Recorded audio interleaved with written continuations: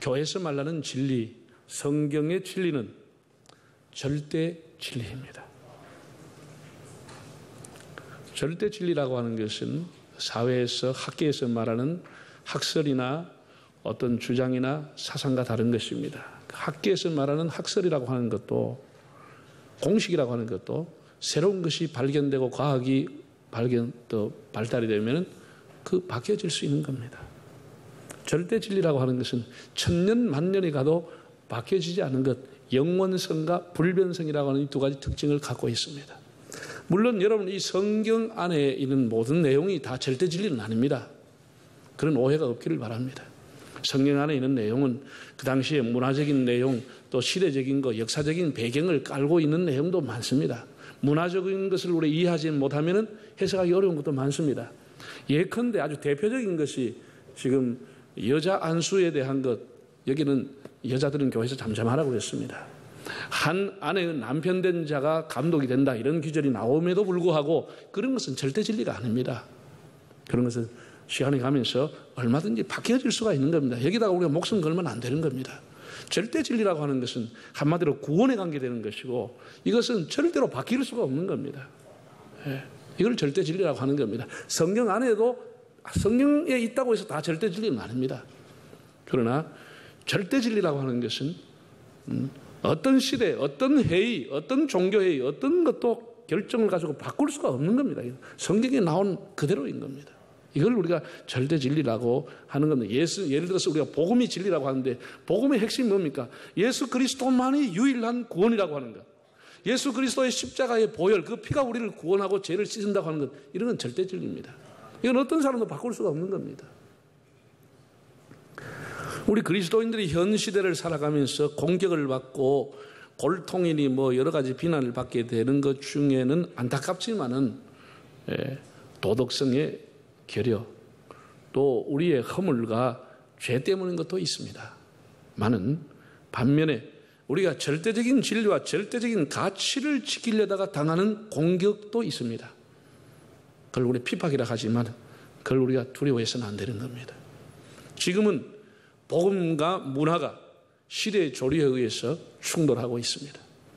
오래전에 사무엘 헌팅돈이라고 하는 사람이 문화의 충돌이라는 책을 썼습니다. 문화가 충돌한다. 사람들에게 많은 공감을 불러일으켰고 베스트셀러가 됐습니다. 지금은 제가 보니까 문화 충돌 정도가 아니고 복음과 문화가 맞서고 상충하고 충돌하고 있어요. 데이비드 플래시라고 하는 미국 목회자가 카운터 컬처라고 하는 책을 썼습니다. 그는 복음과 문화가 충돌할 때 성경의 가치를 사수해야 한다고 했습니다. 제가 이번에 이제 집회를 한 교회 이제 부목사님이 저를 차를 아침 저녁으로 이렇게 운행을 해줬는데, 그 부목사님이 보던 책이 보니까 카운트 컬처라고 하는 책이었습니다. 그래서 그 책을 제가 좀 빌려서 내가 이 동안 좀 보겠다고 해서 그 3일 동안 그 책을 봤습니다. 그 책의 내용이 이런 겁니다. 쉽게 말해서 동성애, 낙태, 성적 착취, 인종 문제, 불평등과 차별에 대해서 용기 있게 문화를 따르지 말고 성경에 서라, 그런 내용입니다.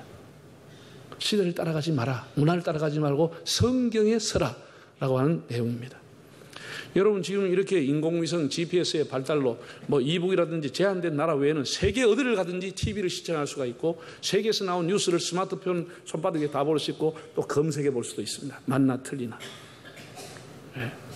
이렇게 다 공개되고 엄청난 문화가 발달된 세상인데도 지금 히말라야 산 그 근처에 여전히 기슭에는 지금 500년 전도 아니고 현재 장애아로 태어나면 부모가 우리 집에서 재앙이 왔다, 저주가 왔다, 그래서 그냥 버려버립니다. 그래서 아무 죄가 되지 않습니다. 그 500년 동안 내려온 문화입니다. 그 문화는 문화라고 하는 것 속에 사람의 양심을 다 묻어버리는 겁니다.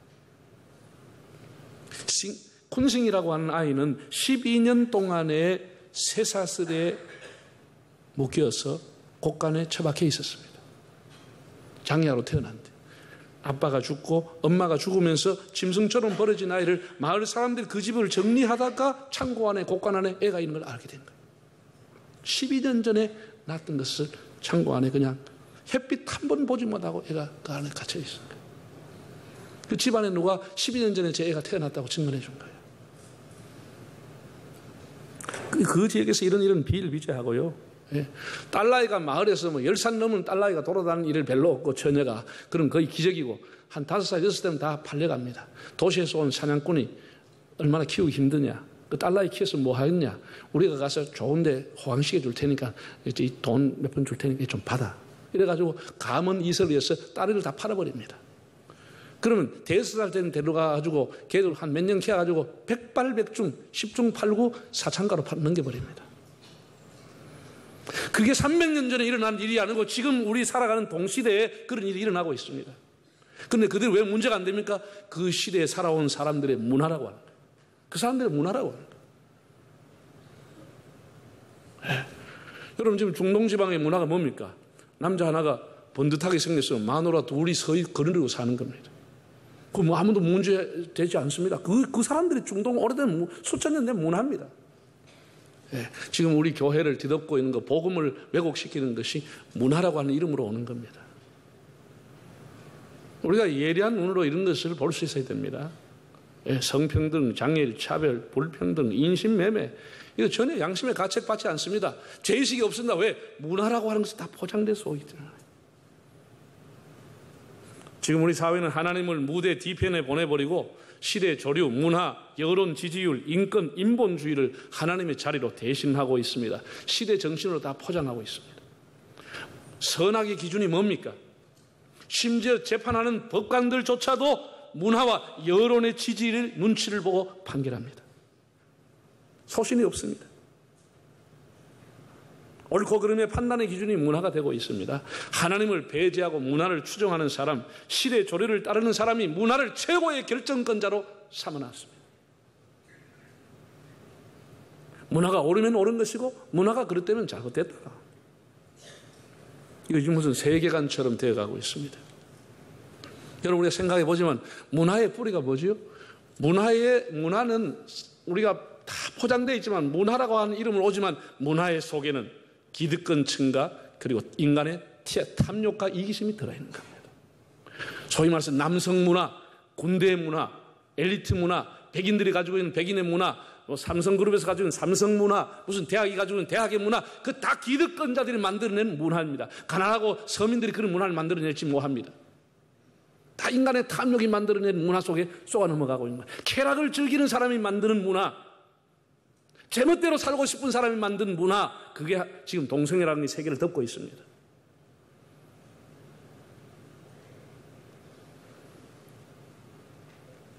창세기 2장을 보면은 하나님께서 에덴 동산에서 최초로 하신 명령이 있습니다. 아담에게 네가 동산에 있는 나무는 임의로 먹어라. 임의로 먹으라 하는 것은 3개 먹든 10개 먹든 낮에 먹든 새벽에 먹든 언제든지 네 마음대로 먹어라. 그러나 뭐를 못 먹는다고? 선악을 알게 하는 나무는 먹지 말아라. 이게 하나님이 첫 번째 준 명령입니다. 선악을 알게 하는 선악과는 먹지 말라고 했습니다. 왜 하나님이 선악을 알게 하는 것을 못하겠을까요? 선악을 알지 말아라 그런 의미가 아닙니다. 선악을 판단하는 기준은 하나님 자신임을 선언한 겁니다. 너희가 선악을 판단하지 말아라. 선악의 결정권자는 하나님임을, 하나님의 주권을 선언한 겁니다. 그런데 아담이 한 게, 하와가 한 게 뭐였지요? 하나님의 주권에 반항한 겁니다. 아니 내가 선악을 판단할 수 있는데, 내가 그러면 만물 중에 최고가 사람이고 내가 이것을 결정할 수 있는데 왜 하나님이 다 하려고 합니까? 나도 선악을 판단할 수 있습니다 라고 해서 먹어버린 겁니다. 하나님만이 선악을 판단할 수 있는 유일한 결정권자라고 하는 선언 속에 반항을 하면서, 아닙니다. 사람도 결정권을 갖고 있습니다. 그게 선악과의 사건입니다. 여러분 우리가 사회적인 동물인데 사회에서 이렇게 사람이 어울려 살고 국가를 이루려고 하면은 공동의 질서를 위해서 국법이라고 하는 게 필요한 겁니다. 최소한의 사람들의 어떤 질서, 나라를 유지하기 위해서 법을 만들어 놓은 겁니다. 그래서 판관들이 이제 무슨 사건이 있으면 다 판단을 해주죠. 판단해 줍니다. 물론 100% 맞지는 않습니다만 그래도 우리 사회의 질서를 유지하기 위해서 우리는 판관들의 판단을 따라갑니다. 오늘 성경 히브리서 9장과 이어지는 10장의 내용을 보면은 전부가 피에 대한 얘기, 신약인데도 제사에 대한 얘기로 가득 차 있습니다. 우리 원시 사회와 고대 사회는 신의 노여움을 풀기 위해서 사람이 뭘 했느냐?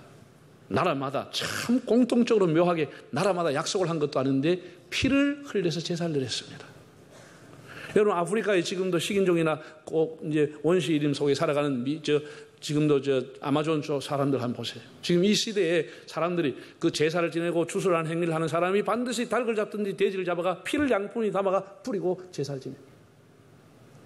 피가 없이는 제사를 드리지 않았습니다. 뭐 고기를 구워 드리려고 제사 지내는 게 아니고 반드시 피를 흘리는 거예요. 피를 흘리는 거예요. 그게 누가 시켜서 그렇게 했을까요? 어디서부터 그런 사상이 왔을까요? 신의 노여움을 달래고 신에게 제사를 지내고 병마를 물리치기 위해서는 반드시 닭을 잡든지 피를 흘렸다라고 합니다.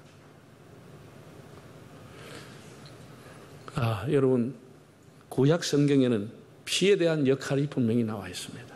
성경은 피가 어떤 역할을 하고 있는지를 기록해 놓은 유일한 책입니다. 마틴 루터는 이렇게 말했습니다. 성경을 짜고 짜면 피가 나온다라고 했습니다.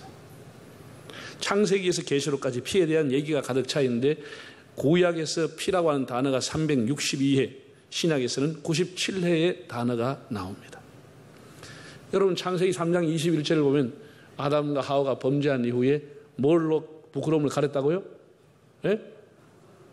나뭇잎, 구체적으로 말하면 무화과 나무잎으로 가렸다고 그랬습니다. 네. 그때는 뭐 호박이 없었는지 호박이 뿌리가 더 큰데 가리기는 호박이 뿌리가 훨씬 좋고, 예? 저 논에 가면 있는 거 있잖아. 연잎 뿌리가 이만합니다. 그걸 가리면 좋았겠는데 그때는 없었는지 그걸 하지 않고 무화과 제법 큽니다. 이만하니까 무화과 잎뿌리를 가렸다. 나뭇잎으로 가렸다. 하나님께서 그들에게 짐승을 잡아가지고 그들을 위해서 가죽옷을 입혀주었다라고 했습니다. 범죄한 자들을 하나님이 가려주는 게 뭐냐? 피를 흘렸다고 하는 것은 피로써 그를 덮어줬다고 하는 겁니다. 피로써 그들의 죄와 악을 하나님이 가려주시고 덮어주셨다고 합니다.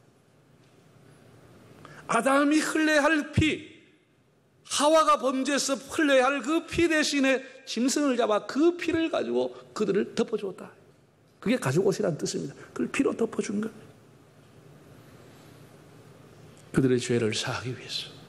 여러분, 우리 기독교의 구원은 내가 만든 나뭇잎, 사람에서 나오는 의로움, 사람이 만든 선행과 공로, 그런 것으로 하나님 앞에 죄가 가려지는 것이 아니고 하나님이 우리를 가려주셔야 가려지는 겁니다. 내가 만든 나뭇잎을 가지고는 시간이 가면 다 말라버리는 것입니다.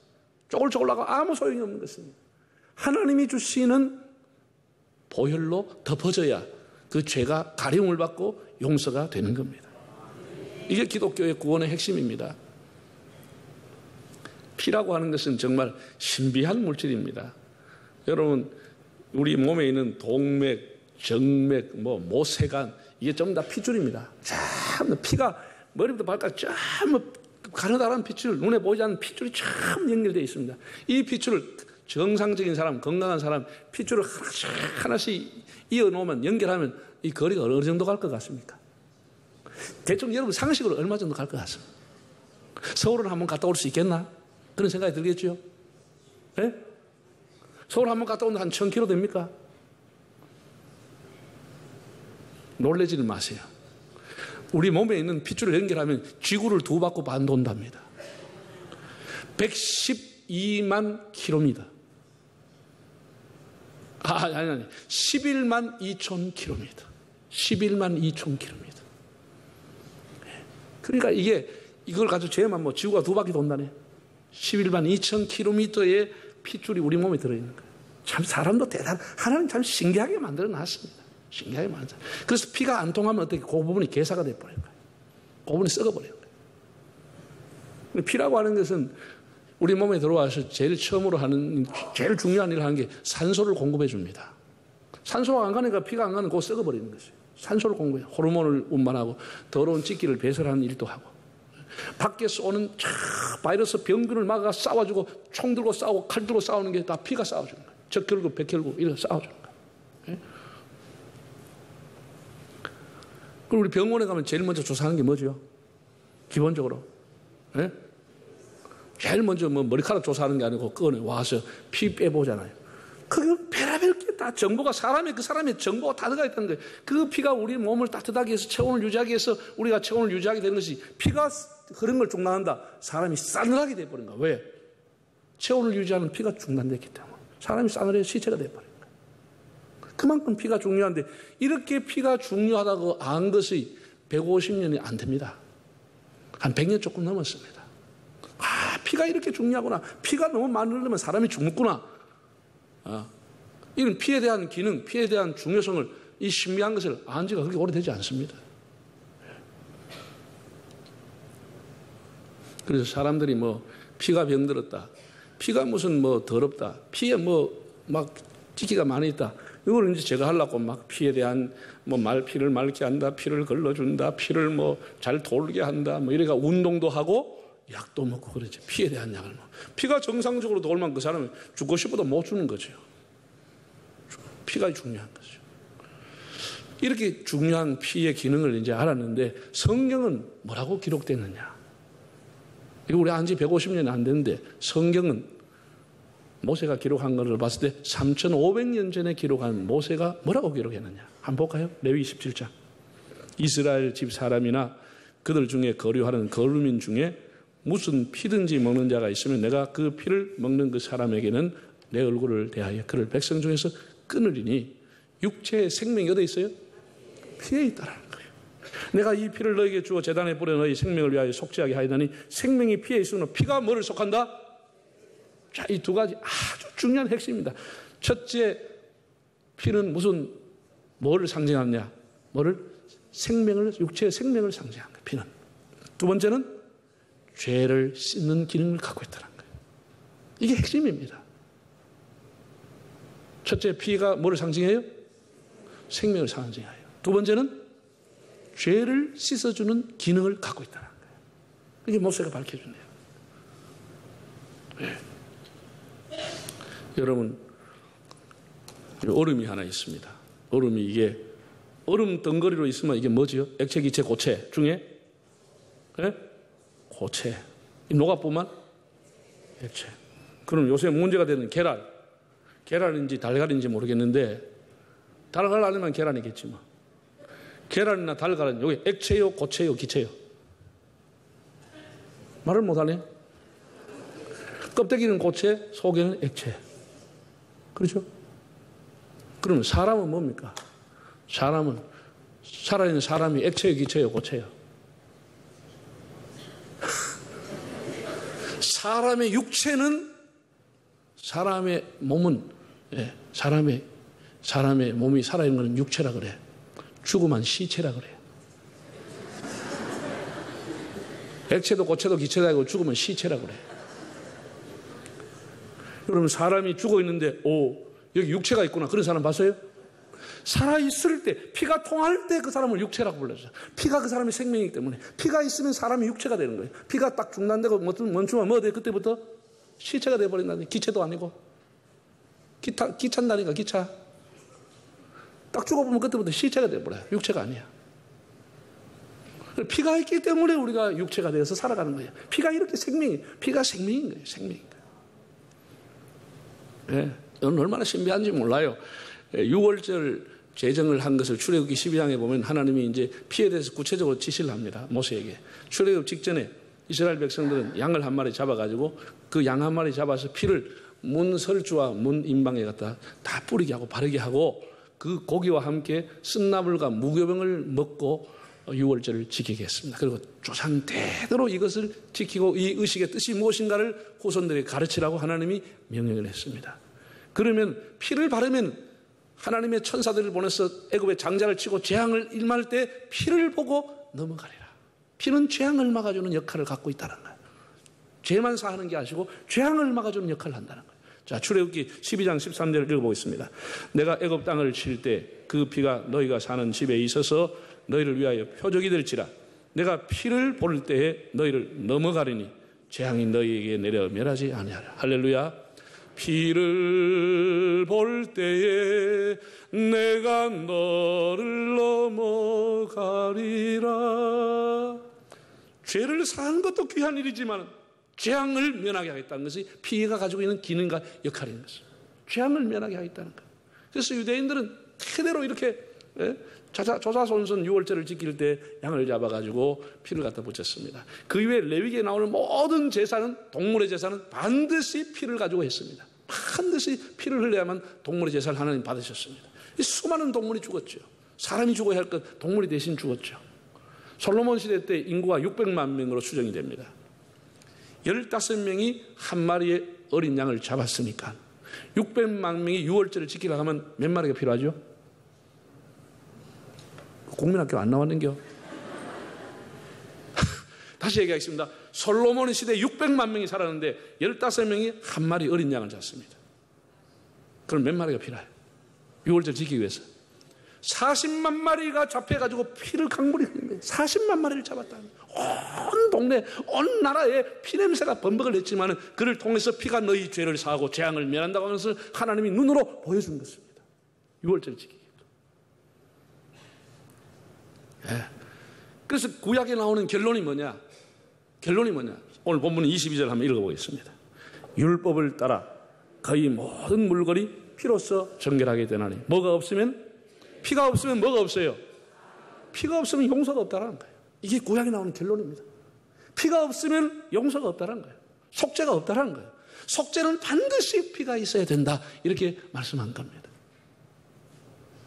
이게 하나님 주신 율법이고 하나님 앞에 나가는 방법입니다. 죄를 씻는 방법은 피로서만이 가능하다. 하나님 그렇게 선언한 겁니다. 참 그렇게 한 건데 묘하게 온 세상이 다 제사 지낼 때마다 하나님 믿든지 안 믿든지 우상성의 사람도 피를 가지고 제사 지내는 거 보면 이 우연한 일은 아니라는 거죠. 우연한 일은 아니라는 거죠. 자, 그러면 예수님의 피는 우리와 무슨 상관이 있느냐라고 하는 겁니다. 여러분, 사람은 예외 없이 부모님을 통해서 태어납니다. 참 사람이요, 신기한 것은 우리 몸 안에 있는 점 하나까지도 부모님으로부터 유전돼서 들어오는 겁니다. 부모님이 통해서 우리가, 내가 살아가면서 점을 만들어요? 있는 점도 없애보려고 하는데 점 하나까지도 부모님이 내한테 물려준 거예요. 점 하나까지. 그래서 이름이 뭐 점수이는 보나마나 궁디에 큰 점이 있어. 내 친구 점돌이는 온 천지가 점이라고 막 가는. 그 점이 있어. 점 하나까지도 자기 마음대로 하지 말고 부모한테 다 물려받아. 우리의 모든 피, 우리가 가지고 있는 모든 것, 그 근본적인 것은, 원초적인 것은 부모로부터 물려받는 것이죠. 그러면은 모든 사람이 부모로부터 뭐를 물려받나? 피만 물려받는 거예요? 죄를 물려받는 거예요. 이게 원죄라고 하는 거예요. 원죄라고 하는 거예요. 그래서 모든 사람이 죄를 범하였으면 하나님의 영광에 이르지 못하고 죄의 삭은 사망이라고 하는 거예요. 모든 사람이 죽게 되는 거예요. 뭐 때문에? 피를 물려받았기 때문에. 예수님이 세상에 계실 때 세례요한이 이렇게 말했습니다. 세상 죄를 지고 가는 하나님의 어린 양이로다. 세상 죄 지고 가는 어린 양을 보라. 세상의 죄를 지고 가는 유월절의 어린 양처럼 예수님이 돌아가셨다는 거예요. 죄양을 막기 위해서, 죄를 면하기 위해서. 그렇게 예언을 한 거지요. 예수님도 최후의 만찬에서 스스로 말씀을 했습니다. 마태복음 26장에 포도주를 주시면서 받아 마시라. 내가 많은 사람을 위해서 흘리는 바 나의 피, 죄사함을 위해 주는 나의 피, 언약의 피라. 죄사함을 위해서 너에게 주는 언약이다. 죄사함이라고 하는 언약이 있는 피를 너에게 준다 라고 해서 상징적으로 포도주 잔을 주셨습니다. 예수님을 가장 가까이 접근했던 율법의 사람들이었던 베드로와 요한은 뭐라고 했느냐?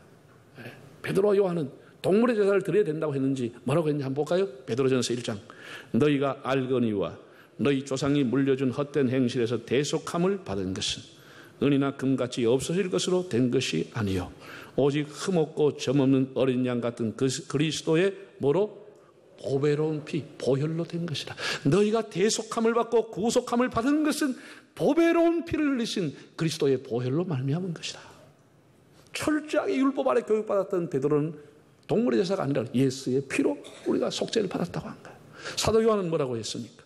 요한일서, 그가 빛 가운데 계신 것 같이 우리도 빛 가운데 행하면 우리가 서로 사귐이 있고 그 아들 누구의 피가? 예수의 피가 우리를 모든 어디에서 죄로부터 깨끗하게 하실 것이요. 할렐루야. 모든 죄를 예수의 피로부터 깨끗하게 받는다는 거죠. 이게 복음입니다. 여러분, 이게 복음입니다.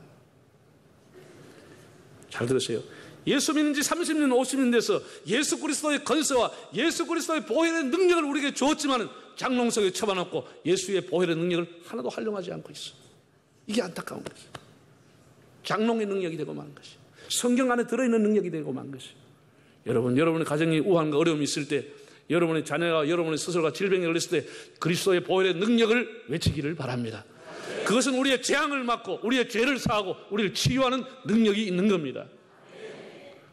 따라합시다. 주님, 보혈의 능력을 믿습니다. 주의 보혈의 능력을 우리를 치료하여 주옵소서. 주의 보혈로 우리를 덮어 주옵소서. 주님의 보혈로 우리의 재앙을 막아 주옵소서. 이것은 제가 여러분에게 가르쳐 말씀을 드리지만 성경에서 나온 다 진리입니다. 하나님이 그렇게 하라고 한 거예요. 하나님이 하라고 한 거예요. 왜 장롱 속에, 성령 속에 그냥 두고 어려움을 당하고 눈물 흘리고 있습니까? 여러분, 사방에서 오는 재앙, 우리의 날마다 짓는 허물과 죄악, 예수 그리스도의 보혈의 능력으로 대처하고 승리하시기를 바랍니다.